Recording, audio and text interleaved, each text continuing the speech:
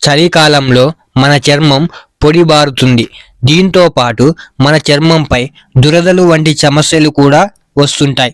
ఇక చలికాలంలో పాదాల పగుళ్ళ సమస్య వంటివి చాలా ఎక్కువగా ఇబ్బంది పెడుతుంటాయి.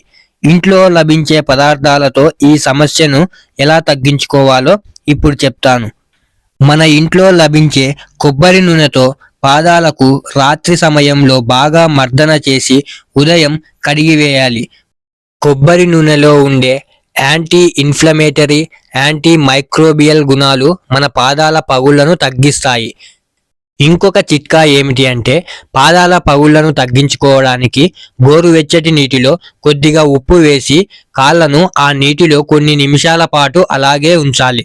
తరువాత కాళ్ళను శుభ్రంగా కడుక్కోవాలి. తరువాత పొడి గుడ్డతో శుభ్రంగా తుడుచుకోవాలి. ఇలా చేస్తే కాళ్ళ పగుళ్ళు తగ్గుతాయి. ఇంకొక చిట్కా ఏమిటి అంటే, కాళ్ళు ఎక్కడైతే చీలి ఉంటాయో ఆ చోట కొద్దిగా వెన్న లేదా వ్యాజిలిన్ రాస్తే మృదువుగా మారుతాయి. ఈ వెన్న, వ్యాజిలిన్ బెడ్షీట్లకు అంటుకోకుండా ఉండడానికి సాక్సులు లేదా ఒక చిన్న గుడ్డ ముక్కను కట్టుకోవడం మంచిది. కాళ్ళ పగుళ్లకు తేనె ఒక మంచి యాంటీసెప్టిక్. స్వచ్ఛమైన తేనెలో నిమ్మరసం కలిపి పాదాలకు రాయడం వల్ల మంచి ఫలితం లభిస్తుంది. ఇక పాదాలలో పగుళ్ళు ఎక్కువగా వచ్చినప్పుడు వాటికి సౌకర్యంగా ఉండే చెప్పులను మాత్రమే ధరించడం మంచిది.